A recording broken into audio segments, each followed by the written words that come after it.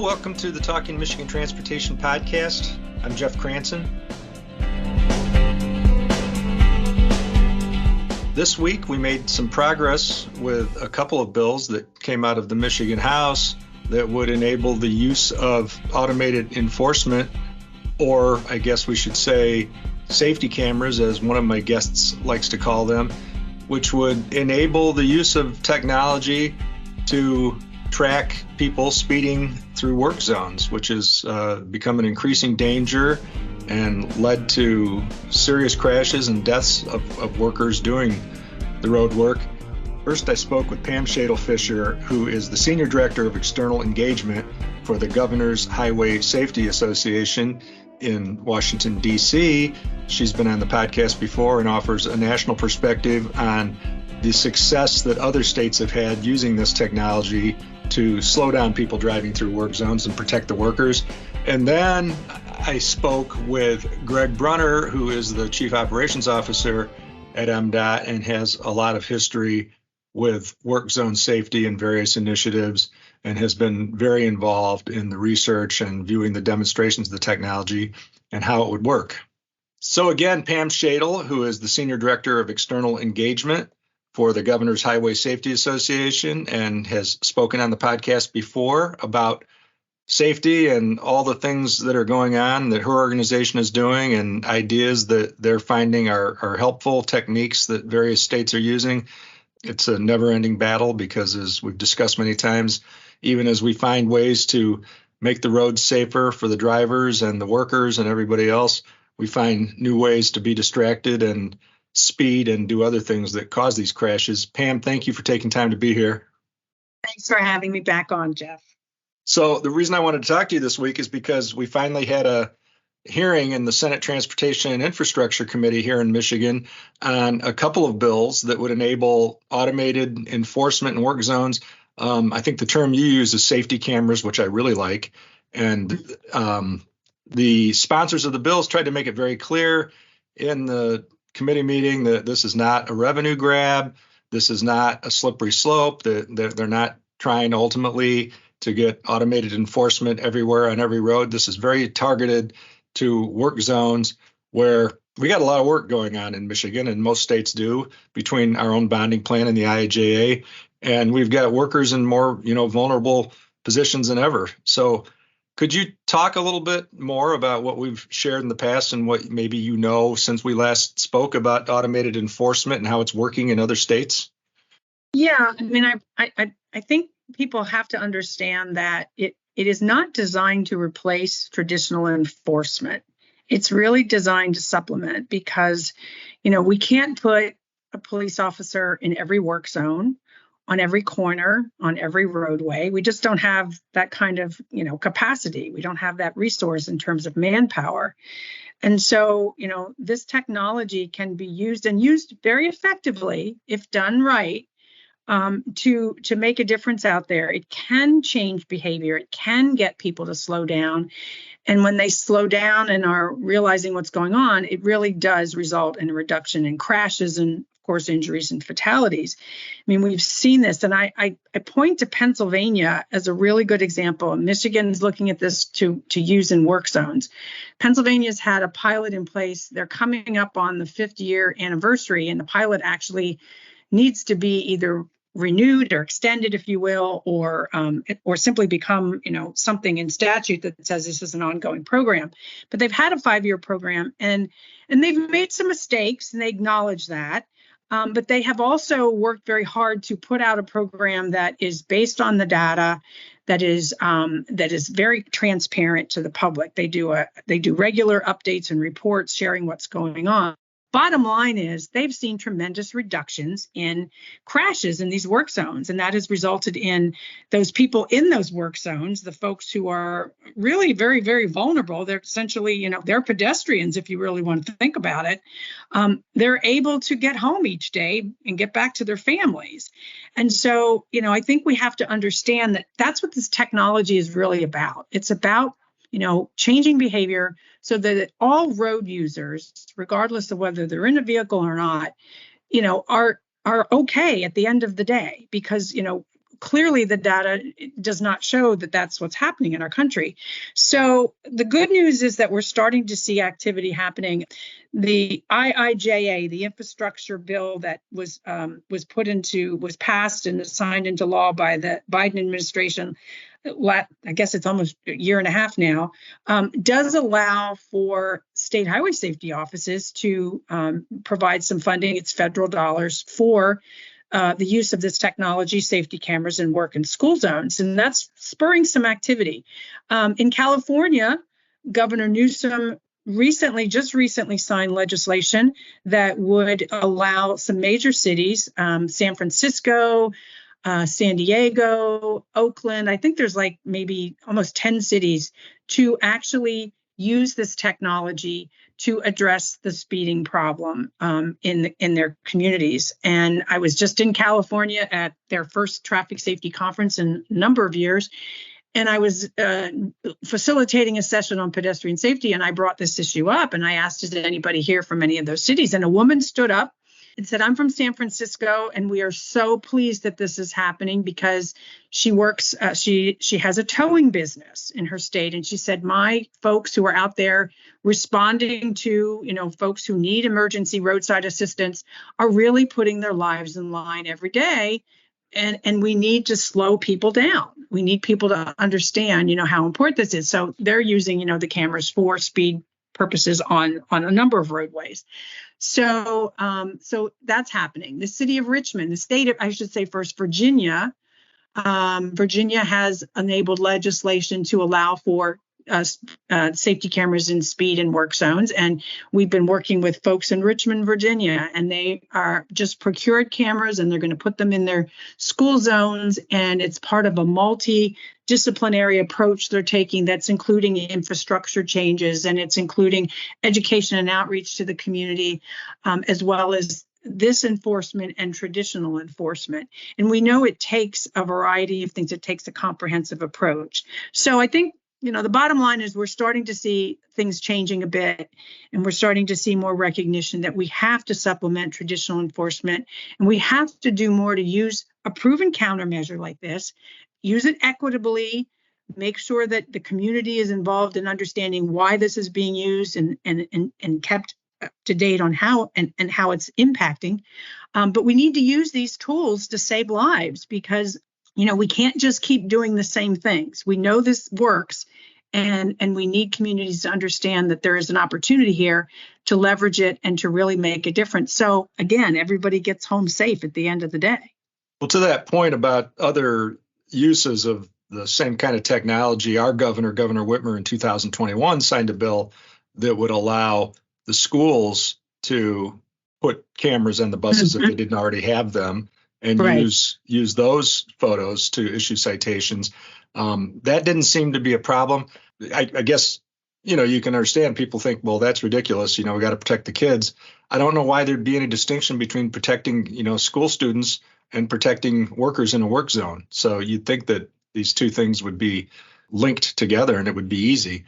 Talk about Pennsylvania, I guess, and some of the things. I mean, you mentioned that they learned some things along the way. What are some of the lessons that they learned in their pilot? Well, I know for sure that they certainly recognized that some of the cameras were not necessarily calibrated correctly. And that's a really critical piece of this. The cameras have to be calibrated and checked on a regular basis. So they had to do some work with that. And they found there was a discrepancy. And so, a number of citations were thrown out. They said, that we need to do that. They acknowledged that. And they were very clear about it. They didn't hide it. They didn't make it a secret. They talked very clearly about it. They also, they do move the cameras around based on volumes and so forth. And they're very clear on signage saying this is an active work zone. So there is technology being used. And I think that's really important, is for folks to understand that this is not designed to be a getcha kind of thing. It's really designed to hopefully get people to say, okay, the speed is this, I need to slow down, and really it's about behavior change. I mean, that's what we're really driving for. The goal of these programs is to not issue any citations. That's what we're aiming for. I mean, it sounds silly when we think about it, but in our business, we really want to put ourselves out of business. We want everybody to behave out there on the road so bad things don't happen. And that's really the end game for, these technology cameras, these, the safety cameras is to get everybody to comply so that over time, you may not need them anymore. And they really do, they can be incredibly impactful, and the numbers have gone down. So, and that's one of the other things when we talk about this with the folks in Pennsylvania, and I just facilitated a panel discussion with one of the folks who's running that program. And he said, that is our goal, is to not need these cameras, to change the behavior, to change the safety culture so that people, take initiative and say, oh, I'm in an active work zone now. I see the speed limit. I know it's dangerous. I got to slow down. Right? I got to slow down for myself, and I got to slow down for everybody else on the roadway. So that's kind of the end game. But, Pennsylvania and everybody, I think we can all learn from this. I think the other thing that's vitally important about this technology, and I said it briefly for just a minute ago, is that, when you do this, if you're going to use this technology, the community has to be engaged in the discussion right up front. Why is this technology being used? Is there anything else that could be used? And maybe other things have been tried and they haven't been successful. And so we feel this is, something we need to move to. The public needs to be engaged on the front end and then kept informed throughout the process. How is the technology? How's it going? Are you noticing, improvements? If it doesn't do anything, then, it may not be the appropriate countermeasure, but you have to really engage the public from the get-go, and you have to make sure that these cameras are placed. Now, in an active work zone, I think it's pretty self-explanatory. You need it there because you're trying to protect folks. If there have been incidents where, there's been problems, that's why it's being used. School zones, we want to protect kids. We don't want people speeding through school zones. We want to make sure that in that school zone, again, that it's placed in a way that the public is aware of what's going on, that you've tried other countermeasures and they haven't necessarily worked, and you feel this is important. So that transparency piece and that public engagement piece right from the beginning is critical to the success and the acceptance of the technology. Yeah, well said. I think that you're right too. And anybody that I know in the business of advocating for safety would say, yeah, I'd be just fine if I put myself out of business. So I appreciate that sentiment. Well, thank you, Pam, for taking time to talk a little bit more about this. I hope we're getting close to the finish line in Michigan and can make a difference for the workers. Next year, we've got a lot of work that'll be going on, just like we have the past couple of years, again, because of added investment here, plus the IIJA. I mean, it becomes an issue. People wonder about the time it takes and inflationary costs in construction. Well, part of that is finding good people, and the more dangerous the work becomes, the harder it is to find good people. So that's all a factor in this. So. It certainly is. I mean, there's no doubt about it. So I'm keeping my fingers crossed that Michigan will, get this through, and you'll be able to use this technology to save lives. Yeah, I appreciate that. Thanks again, Pam. We'll talk to you again soon. Take care now. We'll be right back. Stay tuned. Know before you go. Head on over to MyDrive to check out the latest on road construction and possible delays along your route. For a detailed map, head over to michigan.gov/drive. Again, I'm with Gregg Brunner, who is the Chief Operations Officer at MDOT and is a veteran of the department and has done a lot with work zone safety over the years. It's a particular passion of his. He got to observe some demonstrations of the automated enforcement technology, or safety cameras, as our previous guest likes to call them. Gregg, could you talk a little bit about, the need for this and what you drew from the demonstrations that you saw? Sure. First off, thanks again for having me, Jeff. I appreciate it. And as you know, I love to talk about safety. It's something I'm very passionate about in the department, and kind of making a difference for the safety of all of our roadway users. So last year, we actually did a pilot with a vendor in an active work zone over by Grand Rapids, where we did a demonstration to display this technology and how it works.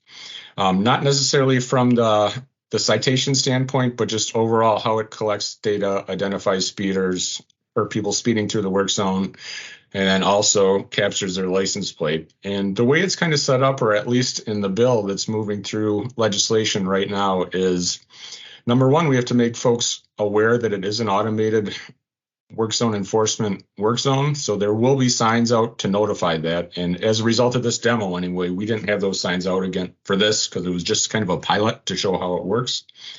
So the way that system or the technology actually works is this particular vendor had a van that was outfit with all the technology in terms of the radar guns to capture speeds of vehicles going through, as well as cameras to take pictures of the license plates, and then the ability to identify and read those license plates. So what it would do is it had a computer monitor in there where you could actually watch speeds of vehicles actively driving right by you in a work zone. You know, some of those were, once we're out in a work zone, 80 miles an hour driving right next to you, which again, I feel for anyone that's out in the work zones on a daily basis that has to deal with that routinely.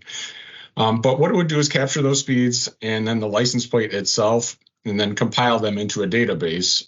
With that, then they were able to not only show statistics of the number of speeders through the work zone on any given day or time frame, but then they would utilize that data back at the office to go through and actually potentially write citations as a result of those people speeding through the work zone. So again, when you think of normal work zone enforcements, you just think of kind of a state police trooper sitting out there and then pulling people over as they go through the work zone, which again can cause definitely enforcement and people to slow down, but also it takes them out of harm's way with other people driving as well. So the biggest thing we didn't note as part of the pilot is that everything seemed to work smoothly as they were out there and it looked good. And beyond that, the biggest eye opener to me anyway, as an engineer, is just the compliance that we're able to see when we started talking with other states that have incorporated this technology into their work zones. Because when we look at it, we aren't necessarily looking at it from an enforcement standpoint. We were looking at it more from a speed compliance standpoint,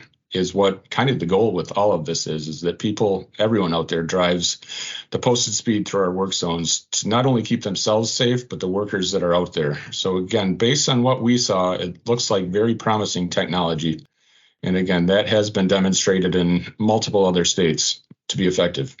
So yeah, previous guest Pam Shadel of the Governor's Highway Safety Association really underscored that point, that nowhere, any of the states that are doing this with tremendous success, and success measured by what they've seen in terms of the speeds being reduced in the work zones and the lowering of the number of crashes, that it's not about generating revenue. It's not about trying to write tickets, and she'd be just fine if people that do what she does were put out of business because we got to the point where you didn't have these kinds of crashes anymore.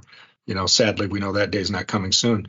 But I was out there too when we were out on M6 east of Grand Rapids and saw that demonstration. And I think what really hit me, while we were all well off the road, several feet even from the shoulder, seeing the speeds of those cars going by.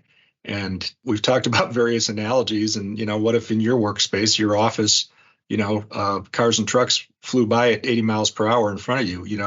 How would you ever get used to that? Yeah. And I know when I talk to our folks that are out there working, that's their number one concern in terms of safety, is just people speeding by or not paying attention. So again, it's tough when you're out there doing it. And again, we can do, at least on the MDOT side of things, we can do a lot to improve, and we have done a lot to improve safety of our work zones in terms of different devices and other things that we put out there. Where we really struggle is with the speeding through our work zones. And again, when you start looking at overall work zone crashes, and in particular those that have serious or fatal crashes, the numbers we're seeing in Michigan is about 40% of those serious or fatal crashes are a result of speeding through work zones. So again, the goal here is if we can get drivers to comply with the posted speed limits, all traveling at the same speed, we can have a significant impact in traffic safety through our work zones and kind of helping us towards our overall goal of towards zero deaths on our roadways. Well, I think you've talked about this before too, and it's a cliche, but it's a cliche because it's true, and that's that it isn't just about protecting the workers, it's also about protecting the drivers. Correct. Again, everybody's important when it comes to our roadways, whether you're out there working or driving on them through our work zones. Again, every one of those people is somebody's family, friend, or loved one. So we're doing what we can to protect those folks so everybody gets home safely. So you've talked about this with your team in the event that this does pass the legislature and the governor signs it. In terms of implementation, you would look at, some targeted construction sites like the really high volume type projects, right? Correct. So what we do, assuming this were to pass, is we'd set up a contract that would be open to vendors. Then there are multiple vendors that do this type of activity in different states, and then target specific work zones throughout the state. Like you had mentioned, typically freeways that are higher speeds, high volumes, and again, with the goal of bringing not enforcement, but compliance for folks driving through them for speeds. And I think a big thing or a misconception with this is that it's a money-making effort, which is definitely not the case. And the way the legislation is set up now, it's actually set up that the treasurer will establish a work zone safety fund with any citations that are issued through this. And so what that will do is that fund can only be utilized for different work zone safety initiatives, whether that be to pay for kind of this vendor to continue doing what they're doing with automated enforcement, or for local or state law enforcement to do work zone enforcement. So again, it's not a money grab here. Again, any citations collected through this would be aimed at further work zone enforcement. So overall, it's a good thing to keep our folks safe. Yeah, absolutely. And I think that's a good point to make about the money. And I know that Representative Snyder, sponsoring one of the two bills that would enable this, made that point when he talked to the Senate committee on Tuesday, that any of the funds would be used just to administer the program. It's not a money grab. And if it's enough just to administer it, that would be a good thing. Well, anything else you want to say, Greg? I mean, this would come on top of, like you said, other things that have been done the past few years. You and your team, the work zone safety team, are never going to stop looking for new ideas and borrowing from other states, things that are effective, things that seem to be working. You think in the context of this and some new regulations for the use of concrete barrier, I mean, you feel like we're going in a good direction? Do you feel optimistic that we can start to make a dent in these numbers? Yeah, I'm definitely optimistic, and I know that we're headed in the right direction here. And unfortunately, though, feels like our job's never done until we get those numbers down to zero. So we have some very passionate folks that work in our work zone area that are continuing to drive safety, seeing what we can do both through our own innovations or looking at other states and what's working there. So again, it's not just us, it's a partnership with our industry as well through our work zone safety task force efforts. And what can we do to partner to drive this number to zero? Because again, that's something important to everyone. And it shouldn't just be those that are involved with work zones or driving through them. It should be for the state, because again, these are for everybody's family, friend, and loved ones out there. We want everyone to get home safely. So again, that's the name of the game with this, is we're just pushing for safety to keep everybody out of harm. No, I'm glad you made that point, because, industry is working really hard on this too. They've been lobbying lawmakers for a long time. The Michigan Infrastructure and Transportation Association, which represents the contractors, has been totally in on this, the demonstrations, understanding the technology and making the case. At Tuesday's hearing, we heard both from a laborer with a firm that's he's lost some workers in recent years, and we heard from the operating engineers, 324, the heavy equipment operators on construction jobs across the state. They testified in favor of it too. So I feel like there's some momentum. So let's hope for the best. Thanks, Greg, for taking time to talk about this again. No problem. I appreciate you having me, Jeff. Thank you. I'd like to thank you once more for tuning in to Talking Michigan Transportation. You can find show notes and more on Apple Podcasts or Buzzsprout. I also want to acknowledge the talented people who help make this a reality each week, starting with Randy Debler, who skillfully edits the audio, Jesse Ball, who proofs the content, Courtney Bates, who posts the podcast to various platforms, and Jackie Salinas, who transcribes the audio to make it accessible to all.